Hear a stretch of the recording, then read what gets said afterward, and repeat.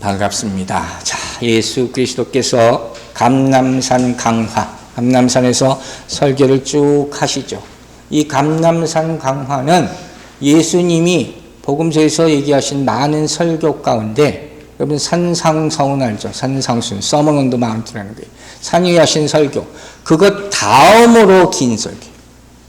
그만큼 중요하다는 것이죠. 그리고 이 말씀은 제자들에게만 말씀하신 것이죠.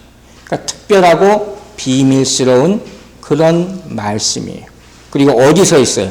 성전 맞은편에 있는 감람산에서 서서 말씀을 전하셨죠. 의미심장하죠. 그 성전이 어떤 성전이에요?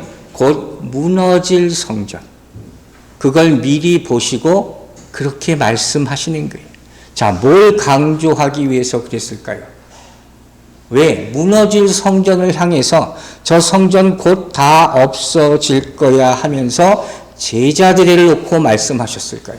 바로 제자들의 시선을 어디서부터? 무너질 성전으로부터 누구에게? 예수님께로 옮기려고 하는 것이고, 성전은 과거를 상징하잖아요. 율법. 그 과거로부터 어디로?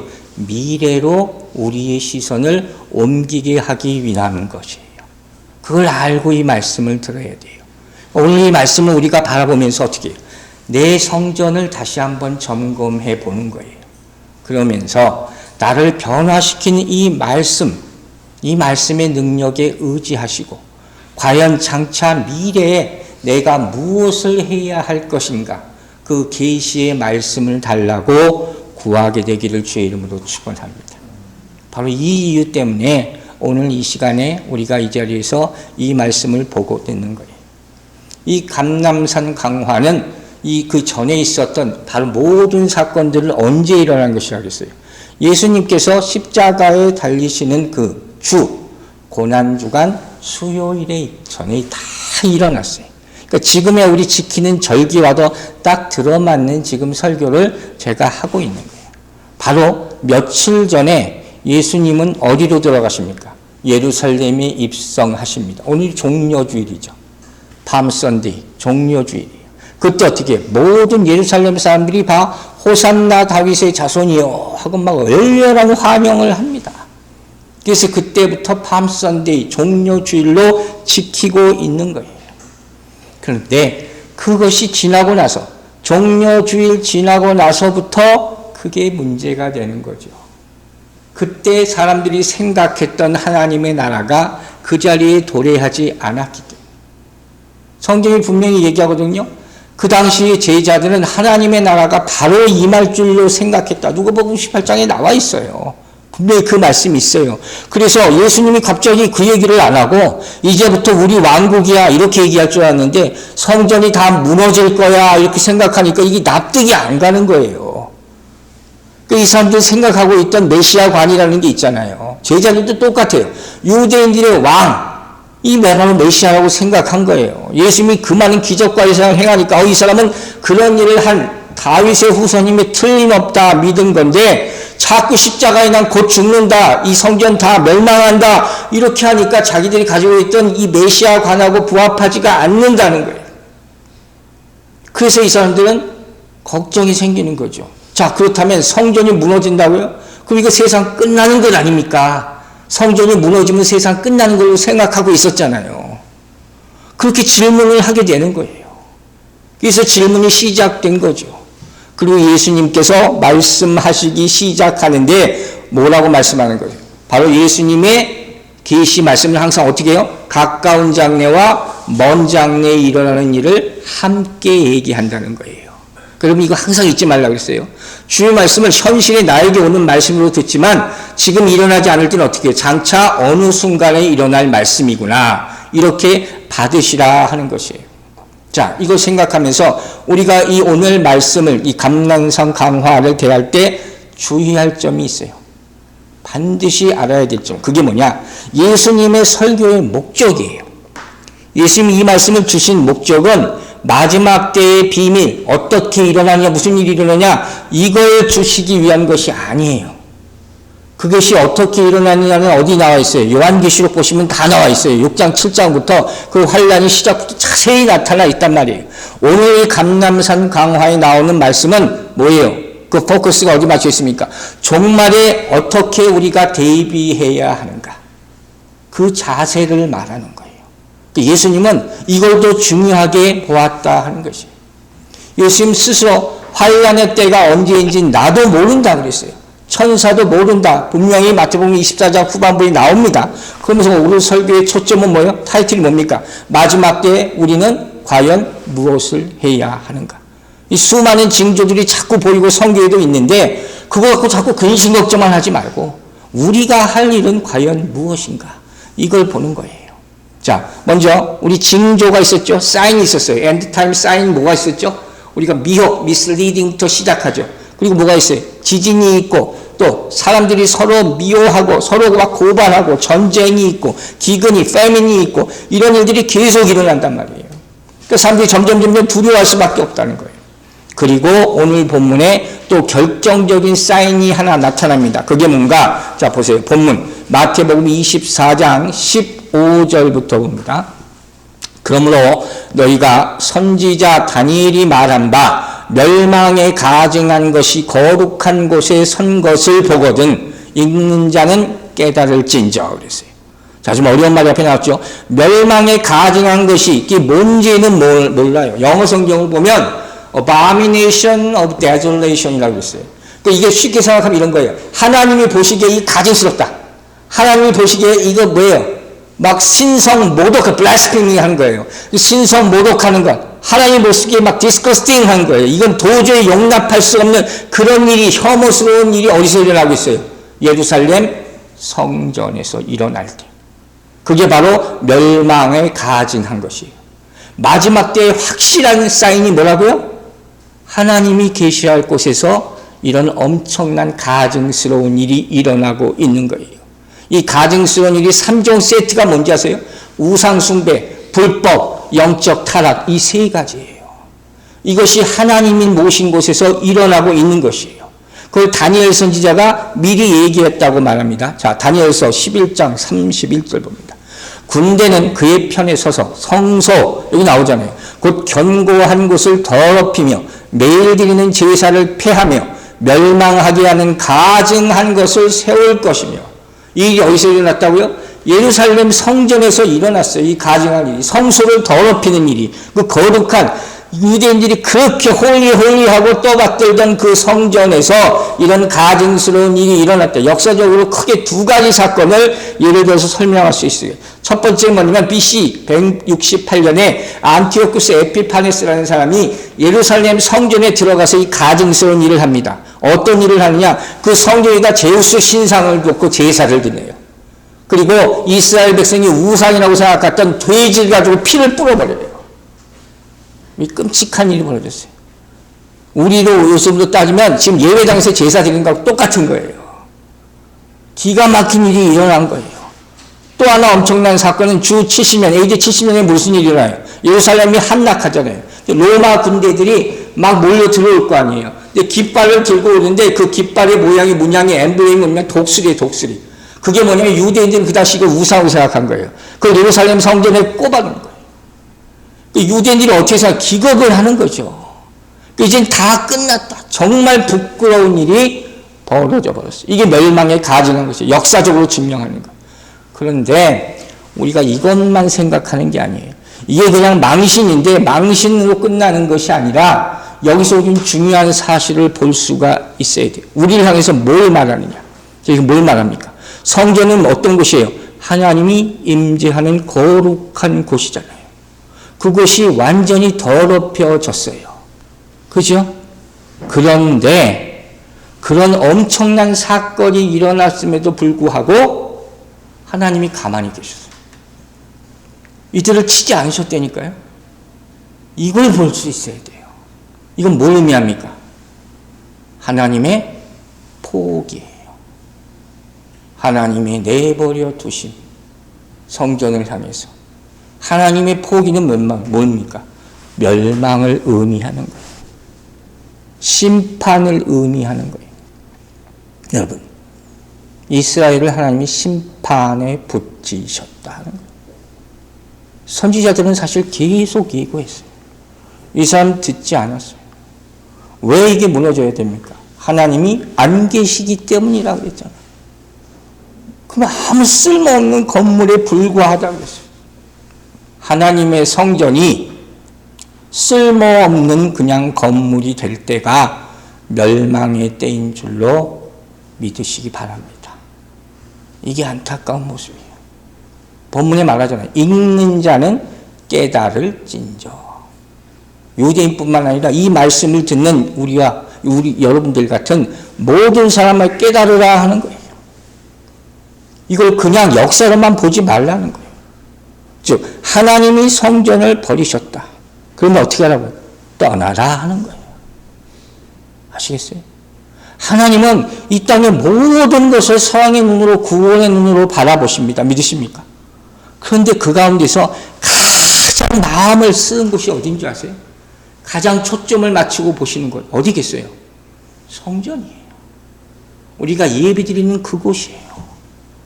그것만은 정말 거룩해야 되는 거예요. 왜? 기도하는 집이라 했잖아요. 믿으시면 아멘 하시기 바랍니다. 하나님의 마지막 소망은 그리도 교회에 있는 거예요. 소돔 땅에서 의로운 자 10명 찾게 되는 거예요. 그게 하나님의 마음이에요.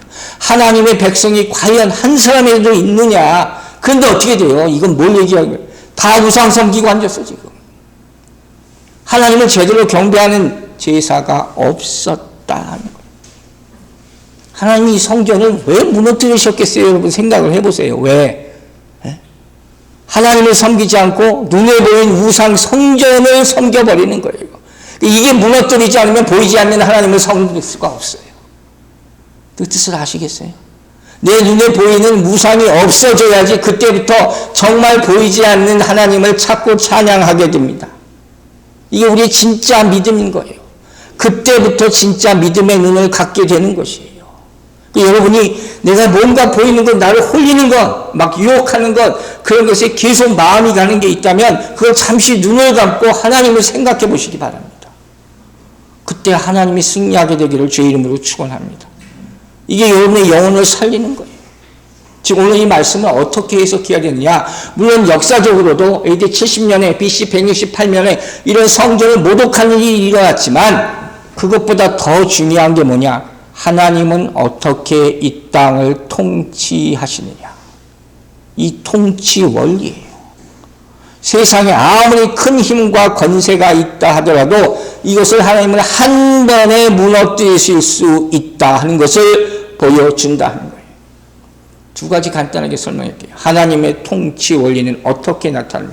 첫 번째, 하나님이 버린 장소는 빨리 도망치라 하는 거예요. 나중에 자세히 얘기하겠습니다. 아무리 교회라는 타이틀을 가지고 건물이 있어도 뭐라 그랬어요? 하나님의 임재가 없으면 그건 하나님은 교회로 보지 않으십니다. 거기 왜 남아있습니까? 하나님의 영광이 떠났는데. 여러분 죄송한 말씀입니다.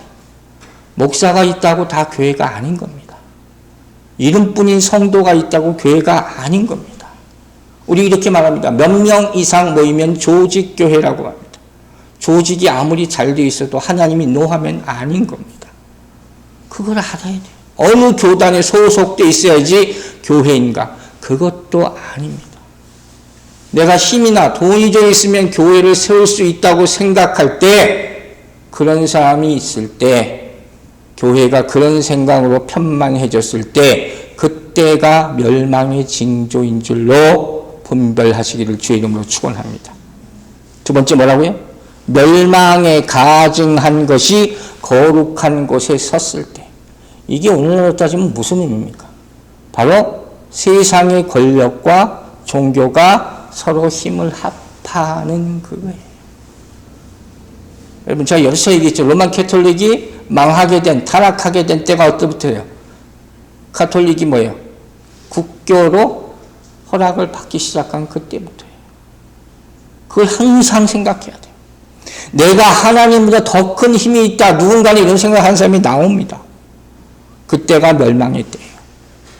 하나님을 무서워해야 될 줄로 믿으시기 바랍니다.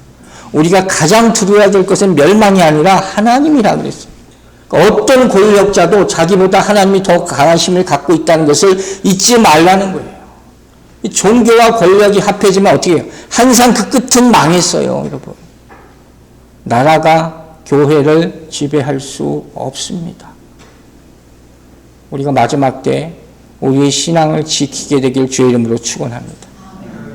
자, 그래서 이러한 사인, 멸망에 가증한 것들이 거룩한 곳 위에 섰을 때 과연 어떻게 하라고 예수님께서 말씀하시냐? 오늘 세 가지 말씀을 줍니다. 첫째가 도망치라. 둘째가 기도하라. 세 번째가 깨어 있으라 하는 거예요. 첫 번째가 뭐예요? 도망치라. 어디로? Escape to God 하라는 거예요. 두 번째는 뭐예요? 기도하라. Pray. 간단하죠. 세 번째는 뭐예요? 깨어 있으라. Wake up. 언제 오실지 모르니까. 이 세 가지만 알고 계셔도 됩니다. 성경이 주님께서 이렇게 말씀하셨으니까. 자, 첫 번째부터 보겠습니다. 마태복음 24장 16절 말씀 봅니다. 그때 유대에 있는 자들은 산으로 도망할지어다. 이 사인이 나타났을 때 뭐라고요? 도망하라 그랬어요. 참 의외죠. 예수님이 이렇게 도망쳐야 돼, 빨리 도망쳐야 돼 이렇게 말씀하시는 거예요. 이 말씀은 뭐예요? 그만큼 상황이 지금 긴박하다는 거예요. 허리업하는 거예요. 가만히 있다가 죽는 거예요. 자, 에스겔서에 미리 말씀하셨어요. 7장 14절 보세요. 그들이 나팔을 불어 온갖 것을 준비하였을지라도 전쟁에 나갈 사람이 없나니 이는 내 진노가 그 모든 무리에게 이르렀음이니라. 이미 진노가 이르렀어요. 이미 늦었다 하는 거예요. 우리가 이런 때를 겪지 않게 되기를 기도합니다. 아, 이미 늦었구나. 그러면 어떻게 해요? 이제까지 우리 예수 믿는다고 한 거 아무 소용없는 거예요. 이런 음성은 듣지 말아야 된다는 거예요. 여러분, 우리가 이런 어려움 가운데 있는데 지금 예수님이 말세에 언제 오실지 날짜를 안 가르쳐 주셨잖아요. 그런데 how to escape, 어떻게 피하는가, 이 피난 수칙은 아주 자세히 가르쳐 주셨어요. 성경 보면 항상 이런 식이에요. 고난이 있으면 위로가 있듯이 멸망한다 그러면서 어떻게 피하라 하는 별 방법을 알려주시는 거 아주 자세하게 알려주셨어요. 자, 하나하나 볼게요. 첫 번째, 어디로 도망하라고요? 산으로 도망하라 그랬어요. 이게 무슨 의미일까요? 산으로, 높은 곳으로 도망하라는 거예요. 그 전까지 유대인들에게 가장 안전한 곳은 어디였을까요? 성전이에요. 그래서 다 꾸역꾸역 성전으로 옵니다. 성전이 바로 레퓨지예요. 가난 안전한 피난처가 되는 곳이에요. 그렇게 생각한 거예요. 그런데 이제 산으로 도망하라 하는 건 뭐예요? 더 이상 예루살렘 성전이 피난처가 아니다.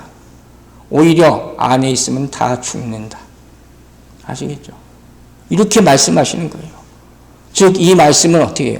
이제 마지막 때가 오면 그 성전 안에 모여서 이러쿵저러쿵 하지 말고 Escape to God 할 훈련을 시작하라. 이런 메시지로 받으시기를 주의 이름으로 축원합니다. 이거 하루아침에 못 갑니다. 자, 도망치고 두 번째 또 뭐라고 되어 있어요? 미련을 두지 말고 빨리 도망치라. 세상 것에 미련을 두지 말고 빨리 도망치라. 이 미련이라는 게 문제란 말이에요. 마태복음 24장 17, 18절 봅니다. 지붕 위에 있는 자는 집안에 있는 물건을 가지러 내려가지 말며 밭에 있는 자는 겉옷을 가지러 뒤로 돌이키지 말지어다. 의미심장한 말씀이죠. 상황이 급하단 말이에요. 그러니까 이럴 때는 참 내가 뭐 빠져두고 왔지 다시 가지러 가는 사람이 있어요. 그렇게 되잖아요. 특별히 생활에 가장 필요한 정말 이센셜한 그런 것들이 있단 말이에요. 그거 가지러 가지 말란 말이에요. 왜? 그거 가지고 가다 죽는다는 거예요. 여러분, 선택해야 돼요. 종말의 때가 왔을 때 가장 여러분에게 중요한 건 뭐라고 생각합니까? 생명이에요. 생명. 믿으시면 아멘 하세요. 이게 가장 중요한 거예요. 지붕 위에 있을 때라는 예가 되게 재밌는 해석이더라고요. 지붕 위에, 그들이 지붕 위에 여러 가지 물건을 저장해두기도 하고, 그 당시. 옛날에 한국 집에 이렇게 이 옥상이라는 게 있었잖아요. 그 판판하게. 그 당시 집이 그렇게 생긴 거예요. 그래서 물건을 두기도 하고, 거기 가서 기도도 했다는 거예요. 그러니까 이건 또 어떤 의미로 해석할 수 있냐면, 내 종말이다 하면 거기서 올라가서 기도하고 있었다면 내려오지 말라는 거예요. 여러분, 여러분이 기도하고 있을 때 종말이 오기를 구하시기 바랍니다. 그건 럭키죠. 그걸 럭키라고 말할 수는 없지만 너무 감사한 거지만. 그죠? 그때 다시 아참 내가 집에서 이거 하지 말라는 거예요. 계속 그 자리에서 기도하는 여러분 되시기 바랍니다. 18절에 뭐라고 했어요? 밭에 있는 자들 누구예요? 밭에서 일하는 사람 농부겠죠. 겉옷을 또 챙기지 말라는 거예요. 그 다시 겉옷이라는 게 한 벌이에 딱 있나 그 사람들. 일할 때는 이 겉옷을 벗어놓고 있다고요. 또 이 겉옷을 한 벌이니까 이거 입어뒀어요. 이러다가 피곤하면 그냥 덮고 자고 그랬어요. 이 사람에게 또 생필품이잖아요. 근데 마지막 종말이 오면 이거 챙길 생각도 하지 말라. 그만큼 급하다는 거예요. 또 하나 예를 들었어요. 뭐라고 했어요? 뒤를 돌아보지 말라. 여러분, 뒤돌아보지 말라 하는 거 딱 얘기하면 뭐가 떠올라야 돼요? 롯의 아내. 그죠? 우리 유명한 스토리. 성경은 다 교훈이에요. 자, 창세기 19장 17절 보세요. 그 사람들이 그들을 밖으로 이끌어낸 후에 이르되 도망하여 생명을 보존하라. 돌아보거나 들에 머물지 말고 산으로 도망하여 멸망함을 면하라. 오늘 말씀이 다 들어가 있잖아요. 얼마나 귀한 말씀이에요. 천사가 이렇게 당부했어요. 바로 소돔 땅을 떠나라 했는데 미련을 두고 돌아보니까 어떻게 소금 기둥으로 변했다. 우리 어렸을 때 교회 가서 많이 들었던 스토리 아니에요. 그 멸망의 때는 어떻게 해요? 소돔 땅이 멸망해서 도망할 때와 그때와 똑같은 긴박한 상황이 임할 것이다. 자, 오늘 이 말씀을 보면 우리에게 이거 어떤 교훈을 줍니까? 쉽게 이런 거예요. 우리가 하나님께 도망해야 될 때가 옵니다. 그죠? 그때 우리의 생각을 방해하는 것들이 있어요. 우리의 소유, 우리의 처지, 우리의 상황, 이런 것들이 발걸음을 막는단 말이에요. 이런 일들은 비단 환난의 때만 일어나는 게 아니에요. 죄인이 구원받기 위해서 하나님으로 가야 될, 반드시 거쳐야 될 여정 가운데 이런 것들이 꼭 가로막아요. 걸림돌이 되는 거예요. 꼭 교회 나오셔야 돼요 하는데 또 무슨 일이 또 생각, 또 걸림돌이 되고, 또 가로막고, 그래서 구원의 타이밍을 놓치는 사람이 있어요. 이게 얼마나 안타깝습니까? 얼마 어제 우리가 함께 기도하면서 가족 구원에 대해서 특별히 더 열심히 기도하자고 그랬어요.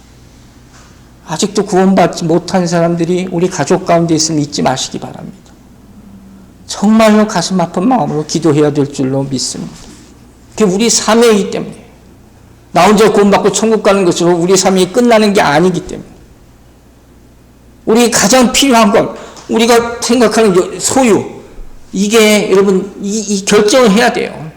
소유가 필요 없다고 얘기하는 게 아니에요. 하나님 우리에게 거지같이 살라고 얘기한 적이 한 번도 없다고 그랬어요. 그러나 소유는 우리가 이 땅에 살 때 필요한 거지 영혼을 구원하는 데는 아무 소용이 없습니다. 믿으십니까? 이 분별을 하라는 거예요. 내 생명을 구해야 되는 순간에 내가 가지고 있는 거 챙기려고 하다가 나까지 다 죽는 거예요. 구원하고 바꿀 수 있는 게 뭐가 있습니까? 여러분이 구원하고 바꿀 수 있는 게 과연 뭐가 있습니까? 여러분, 하나님이 생명을 주시는 마지막 기회를 주실 때 그것만 꽉 붙잡게 되기를 주의 이름으로 축원합니다. 에서가 생각이 나. 에서가 어떻게 하나님의 축복을 놓쳤어요. 장자의 권리를 팔아버렸어요. 팥죽 한 그릇에. 그죠? 이런 모습이 우리에게 다 있는 거, 이게 뭐 육신의 정욕이에요. 잠깐 내가 인조해 하겠다는 거예요. 그거 맛보고 싶은 거예요. 그럴 수가 있어요. 그러나 이 즐거운 뭐라고요? 순간이란 말이에요. 여기에 넘어가지 마시기 바랍니다. 왜 주님께 나오는 걸 왜 힘들어 합니까? 바로 천국보다 이 땅을 아직도 사랑하기 때문이에요. 얼마나 가슴 아픈 얘기입니까? 여러분, 마지막 때에 우리에게 중요한 게 뭔지 아세요? 우리 가치관이 바뀌어야 돼요. 삶의 가치관이 바뀌어야 돼요. 하루아침에 안 돼요. 준비하세요. 나이가 점점 들면서 두 가지 형태의 사람이 있다고 그래요. 한 사람은 자기 소유를 점점 줄이는 사람. 또 한 사람은 점점 큰 집을 막판에 내가 노후를 즐기겠다. 누가 지혜로운 사람입니까? 우리는 항상 교회에서 내 천국에 내 집이 있다 그랬어요. 금은 보화가 다 있다 그랬어요. 후자가 어리석은 거예요. 얼마 전에 제가 아는 목사님한테 오래간만에 전화가 하나 왔어요. 그분한테 전화할 일도 없는데, 그래서 뭐 힘들다는 얘기를 하고, 그러면서 장목사 하면서 고백을 하나 하시는데, 그분이 어디 지금 다른 곳에 교회를 옮기셔서, 교회가 이전했어요. 그래서 증축을 하고 있어요. 너무 힘들어 하셔요. 내가 잘못 생각한 것 같다. 누구를 위해 사는 건가? 이 환란의 시기를 겪으면서. 내가 뭐라고 대답을 해줍니까? 그분한테 감히. 저는 말도 못했어요. 그냥 우리가 할 수 있는 건 회개밖에 없는 줄로 믿습니다. 하나님의 도우심을 구할 수밖에 없어요. 이 본문을 잘 봐야 돼. 이게 왜 중요한가? 오늘 본문은 예수님이 가르친 이제까지 많은 복음서에 나온 가르침과 달라요. 그 의미가. 아주 특별한 의미를 가지고 있는 거예요. 예수님은 항상 제자들에게 가서 십자가를 지고 나를 따르라 하시죠. 또 땅끝까지 복음을 들고 담대하게 전파하라 이렇게 말씀을 하셨단 말이에요. 그게 이제까지 계속 말씀이에요. 그러나 멸망에 가증한 것이 나타나면 어떻게 된다는 거예요? 모든 상황이 바뀐다고요. 완전히 바뀌어요. 이제까지는 세상에 하나님의 말씀을 증거하는 것이 이제 목표였다면 이제 그 예수 그리스도의 증언이 끝나고 세상에서 복음을 전파하는 것에서 세상을 멸하는 일이 시작되는 거예요. 그때는 더 이상 세상으로 가라고 말씀하지 않으세요. 대신 뭐라고 하신다고요? 피하라. 그럼 이걸 준비하세요. 그 산이 어디일지 여러분 개인이 준비하셔야 돼요. 그것까지 제가 알려드릴 수는 없어요. 여러분 각각 기도로 준비하시기 바랍니다. 자, 마태복음 보세요. 10장 23절. 이 동네에서 너희를 박해하거든 저 동네로 피하라. 내가 진실로 너희에게 이르노니 이스라엘의 모든 동네를 다 다니지 못하여서 인자가 오리라. 불의한 박해가 있습니다. 그걸 피하는 것은 부끄러운 일이 아니에요. 지혜로운 일이라고 성경은 얘기합니다. 하나님이 그 길을 인도해 주시는 거예요. 또 그 박해가 영원할 것 같아서 힘들어하지 마세요. 뭐라고 했어요? 반드시 주님이 오실 것이다. 이 약속을 믿으시기 바랍니다. 또 얘가 있죠. 마태복음 24장 19절 보세요. 그날에는 아이 뵌 자들과 젖 먹이는 자들에게는 화가 있으리로다. 여인이 애를 뵈서 양육하는 건 축복이죠. 동서고국을 막론하고 큰 축복이죠. 유대인들에게도 큰 축복이에요. 시편에도 그 얘기가 많이 나와요. 그러나 이런 비상시국이 되면 어떻게 해요? 도리어 화가 되는 거예요. 상식적으로 생각해 보세요. 애를 이렇게 뵌 상태에서 전쟁이 나면 어떻게 돼요? 도망가기가 어렵잖아요. 그걸 지금 얘기하는 거예요. 우리에게는 어떤 교훈입니까? 세상의 행복이면 분명해요. 그러나 세상의 행복에 얽매여 살다가 신앙의 마지막 길을 걸어가기가 어려울 수 있다. 이걸 보여주는 거예요. 이거 잊지 마세요. 천국 가는 사람은 다 놓고 갑니다. 홀가분해지는 연습을 하시기 바랍니다. 짐이 많을수록 내려놓기가 어려워져요. 제 말씀을 명심하시기 바랍니다. 주님이 주시는 말씀이에요. 도망치라. 첫 번째 교훈이에요. 자, 이러한 징조가 나타날 때 두 번째 우리가 어떻게 된다고 그랬죠? pray, 기도하라는 거예요. 당연한 말씀이지만 반드시 해야 될 거죠. 마태복음 24장 20절과 21절 보세요. 너희가 도망하는 일이 겨울에나 안식일에 되지 않도록 기도하라. 이는 그때 큰 환란이 있겠습니다. 창세로부터 지금까지 이런 환란이 없었고 후에도 없으리라 그랬어요. 먼저 겨울이나 안식일에 이런 일이 일어나지 않도록 기도하라는 거예요. 여러분 이거 기도해야 되는 거예요. 성경에 나왔으니까. 겨울에 전쟁 나면 어떻게 됐어요? 전쟁 겪어보신 분 여기 있나? 피난하기 당연히 어려울 거 아니에요. 춥고 힘드니까. 안식일에도 일어나지 않게 하라는 거예요. 왜? 유대인들은 안식일을 철저히 지키잖아요. 그러니까 안식일이 아무것도 아니에요. 안식일에 6리 이상을 가지 않으라고 법에 딱 나와 있어요. 얘들 법에. 이때 전쟁을 어떻게 해요? 도망 못 쳐요. 예루살렘 함락할 때 실제로 그런 전설이 있어요.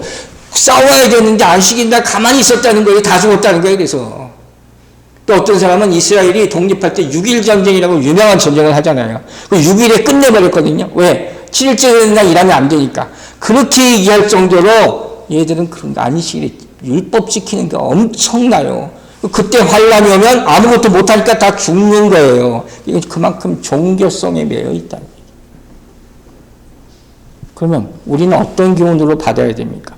신앙의 겨울이 우리에게 임할 수도 있다는 거예요. 지금 아가서를 통해서 우리 항상 배웠잖아요. 봄, 여름, 가을, 겨울이 다 있어요. 우리에게 신앙생활도. 그 환란이 있지 않게 되기를 기도하라는 거예요. 우리 신앙의 여정에 항상 봄과 같은 은혜가 충만하기를 주의 이름으로 축원합니다. 그럴 수는 없죠. 그렇죠? 그러니까 환란 때도 신앙으로 이겨내라 하는 거예요. 이것도 우리가 기도한다고 마음대로 되는 것이 아니잖아요. 누구나 이런 환란은 다 오는 거예요. 세상 우리 마음대로 될 수 없고 기도한다고 해서 그게 다 응답받는 것이 아니에요. 중요한 건 뭡니까? 하나님의 뜻이 있어야 돼요. 하나님의 뜻이 있어야 돼요. 이 세상이 이렇게 회복되게 해달라고 내가 아무리 기도해도 내가 그거대로 다 되면 얼마나 좋겠습니까? 그러나 그럼에도 불구하고 우리가 할 수 있는 것은 뭐예요? 우리의 간절한 기도밖에 없는 것이에요. 그때 어떻게 기도하라고 주기도문이 말합니까? 뜻이 하늘에서 이루어진 것 같이 땅에서도 이루어지이다. 이게 이 뜻이란 말이에요. 사랑하는 여러분, 종말이 가까웠다 느꼈을 때 어떻게 해야겠어요? 환난 날에 나를 부르짖으라. 응답하실 줄로 믿으시기 바랍니다. 우리가 오늘 찬양할 때 마지막 찬양 피난처 되시는 주 예수 그 찬양을 했잖아요. 갑자기 이 설교 준비하다가 떠올랐어요. 근데 저는 처음에 딱 떠오른 건 중국 찬양 잠깐만 올라줄래요? 제가 그 찬양이 먼저 생각났어요. 옛날에 본 찬양인데 중국 찬양. 그것도 여러분 제가 저 기도방에다 올려줬어요. 이거 오래 보여주면 또 뭐 걸리더라고요. 잠깐 앞부분만 볼게요. 근데 한국 가사가 이 가사가요 원래 맞거든요. 내가 기도로 당신께 나옵니다 하는 거예요. 하고 시작하잖아요. 자, 내가 기도로 당신께 나옵니다. 당신을 찾습니다. 그 다음에 뭐라 그래요? 이 사람 난 목소리도 너무 좋아. 내가 무너진 그곳에 서서 그곳에서 당신을 찾습니다. 성전이 무너진 곳에서 여러분 기도하시기 바랍니다. 그 다음 것은 내가 기도할 때마다 나는 당신의 손을 흔듭니다. 저는 이 가사 다시 묵상하면서 아주 울컥했어요. 내가 기도할 때마다 큰 산이 옮겨지고 길이 닦아지며 열국이 당신께로 돌아옵니다. 아멘. 여기까지 해주세요. 끊어주세요. 마지막 이 구절이 마태복음 이 감난산가가 마지막에 나오는 하나님께서 열국의 사람들을 모으신다고 했어요. 이 가사하고 너무 들어맞네. 다시 한번 느낀 게 이 중국 사람들 찬양이 정말 열방을 향한 찬양이구나. 뜨거운 찬양이구나. 이걸 한국말로 해석한 거예요. 피난처 되신 예수. 여러분 이 찬양 많이 부르시기를 주의 이름으로 축원합니다. 자, 또 뭐라고 말합니까? 이 환란 때 환란 뭐래요? 큰 환란이 있어요. Great Tribulation이라고 했어요. 어마어마한 환란이 일어나는 거예요. 이걸 우리가 이번에는 다루지 못해요. 우리 계시록이나 또 이런 말씀 보시기 바랍니다. 7장부터 나와요. 자, 스가랴 하나만 제가 인용할게요. 스가랴 13장 8절 보세요. 여호와가 말하노라. 이 온 땅에서 3분의 2는 멸망하고 3분의 1은 거기 남으리니. 3분의 2. 2/3 of all population in earth will be dead. 다 죽어. 3분의 2가 죽는다는 거예요. 그럼 계시록에 나와요. 나중에 꼭 보세요. 중요한 건 이거예요. 이런 말씀을 보면 어떻게 돼요? 두렵죠. 그러나 제가 아까도 얘기했어요. 하나님 말씀을 주시면서 심판과 위로를 같이 주신다. 이 말씀 잘 보세요. 이렇게 많은 환란, 대환란이 올 걸 얘기하시면서 위로의 말씀, 자비의 말씀을 함께 남기세요. 마태복음 24장 22절 보세요. 그날을 감하지 아니하면 모든 육체가 구원을 얻지 못할 것이나 그러나 택하신 자들을 위하여 그 날들을 감하시리라. 그 days of tribulation will be shortened. 그 환난의 날이 줄어든다. 이게 뭐예요? 하나님의 자비죠. 환난은 있어요. 그런데 이 환난이 성경을 나중에 보면 환난이 서서히 없어지는 게 아니라 갑자기 딱 멈춥니다. 이게 하나님의 환난이 멈추는 특징이요. 두 번째, 환난 날에 이르면 그때가 이르러서야 사람들이 주여 주여 하고 막 달려드는데 아무 의미가 없다는 거예요. 세 번째, 그러나 그 환난의 날에도 주의 눈은 택한 자, 의로운 자들을 찾으시고 주의 귀는 그들의 기도를 들으실 줄로 믿으시기 바랍니다. 여기에 우리 마지막 때의 구원이 있는 거예요. 이게 하나님의 자비예요. 여러분이 택한 자로 부름받고 그 음성, 그 언약의 음성을 꼭 붙잡고 사시기를 주의 이름으로 축원합니다. 환난을 피하게 해주신 거예요. 고린도전서 10장 13절이 나오잖아요. 이제 오늘 암송 구절. 사람이 감당할 시험 밖에는 너희가 당할 것이 없나니 오직 하나님은 미쁘사 너희가 감당하지 못할 시험당함을 허락하지 아니하시고 시험당할 즈음에 또한 피할 길을 내사 너희로 능히 감당하게 하시느니라. 아멘이죠. 환난 중에도 택한 자를 구원하심을 믿으시기 바랍니다. 노아의 가족들, 그죠? 노아의 가족들, 롯 구하셨어요. 성경이 증명합니다. 자, 두 번째, 기도하라. 마지막, 이런 환난의 징조가 일어나면 어떻게 해야 되냐? 세 번째, 어떻게 웨이크업, 깨어있으라. 깨어있으라. 자, 마태복음 24장 23절, 24절 봅니다. 그때 사람이 너희에게 말하되 보라 그리스도가 여기 있다 혹은 저기 있다 하여도 믿지 말라. 거짓 그리스도들과 거짓 선지자들이 일어나 큰 표적과 기사를 보여 할 수만 있으면 택하신 자들도 미혹하리라. 미혹에 대한 말씀이, 미슬리딩에 대한 말씀이 우리가 많이 들었어요. 이것만 알고 계세요. 여러분, 우리에게 환난이 닥쳤을 때 내가 제일 무서운 게 뭔지 아세요? 내 마음의 환난이에요. 내 마음이 막 움직이는 거예요. 그때 우리가 찾아야 될 게 뭡니까? 목자의 음성이에요. 자, 요한복음 10장 4절과 5절 봅니다. 자기 양을 다 내놓은 후에 앞서가면 양들이 그의 음성을 아는 거로 어떻게 해요? 따라와요. 그런데 타인의 음성은 알지 못하는 거로 타인을 따르지 아니하고 도리어 도망하니라. 도망쳐야 된다고 나와 있잖아요. 종말의 시대는 미혹의 때라고 성경은 계속 얘기합니다. 이 환란이 임하면 어떻게 돼요? 사람들이 당장 무서워하잖아요. 당장 내가 죽는다니 무서워 안 하는 사람이 어디 있어요? 그 공포로 말미암아 막 헤매게 된다는 거예요. 내가 어디 갈 거예요? 누굴 믿고 따라야 되냐? 그때 메시아로 자처하는 사람들이 나오기가 제일 좋은 찬스잖아요. 바로. 그렇게 된다는 거예요. 여기 누가 따라갈 것 같아요? 여러분 누가 따라갈까요? 구원의 확신이 없는 사람. 하나님의 말씀을 알지 못하는 사람. 왜 제가 이렇게 말씀을 강조하는지 아시겠습니까? 정말 많은 사람이 여기 다 따라간다니까요. 본문에 또 예를 들었어요. 참 예수님은 정말 디테일이 많으신 분이에요. 광야에 있다 그래도 따라가지 말고 동굴에 있다 그래도 따라가지 말라. 왜 이런 얘기를 했을까요? 유대인들 보면 항상 선지자들이 어디서 나타났어요? 광야에서. 누구예요? 모세 광야에 부르시잖아요. 또 누가 있어요? 신약시대에는 광야에 외치는 자의 소리, 세례 요한. 그 생각하는 거예요. 메시아가 또 광야에 나타나지 않을까? 요거 본따서 거짓 선지자가 분명히 나올 겁니다. 그거 따라가지 말라는 거예요. 또 골방은 뭐예요? 은밀한 장소예요. 예수님 초림하실 때 아무도 몰랐어요. 그러나 마지막 다시 오실 때는 어떻게 해요? 모든 사람이 다 공개적으로 나타나신다 했어요. 자, 마태복음 24장 27절 보겠습니다.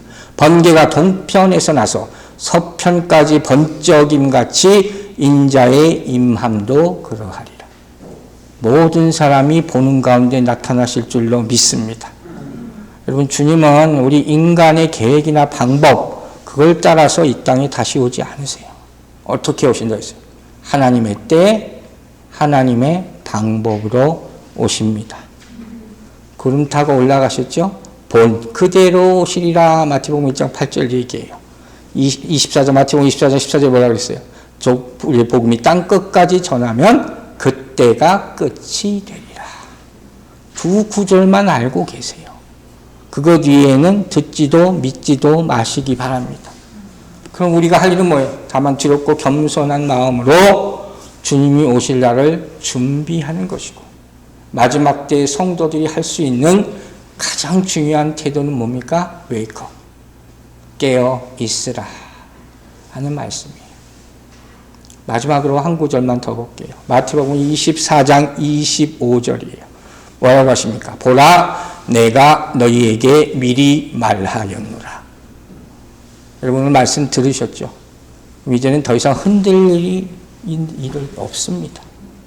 말세의 징조들 계속 지금 일어나고 있어요. 무섭게 빠르게 진행되고 있다는 것을 느낍니다. 요새 왜 서로 이렇게 미워하는 일들이 점점 부각되고 있는지 모르겠어요. 분명한 징조입니다. 그러나 두려워하지 마세요.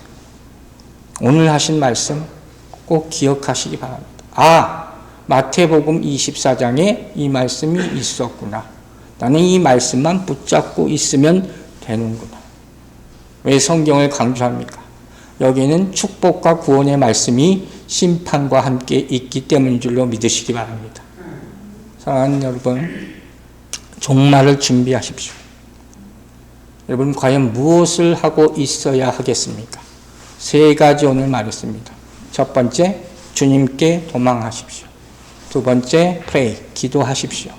세 번째, 깨어있게 되기를 주의 이름으로 축원합니다. 기도하겠습니다. 아버지 하나님 감사합니다. 마지막 때가 언제든 그것이 뭐가 중요하겠습니까? 주님과 함께 있게 하여 주시고 오늘 말씀대로 항상 주님께로 도망치고 주의 이름을 부르는 자는 구원을 얻을 줄로 믿습니다. 또한 항상 기도하는 마음으로 있을 때 또 우리가 기도 가운데 주님을 맞이할 수 있도록 축복하여 주시옵소서. 그리고 졸지 말고 항상 깨어 기도함으로 말미암아 주의 확실한 음성도 듣고 다른 사람에게도 전할 수 있는 참 주님의 사람들이 되게 하여 주시옵소서. 주께서 우리와 끝까지 함께 하여 주실 줄로 믿고 감사드리며 예수 그리스도의 이름으로 기도했습니다. 아멘.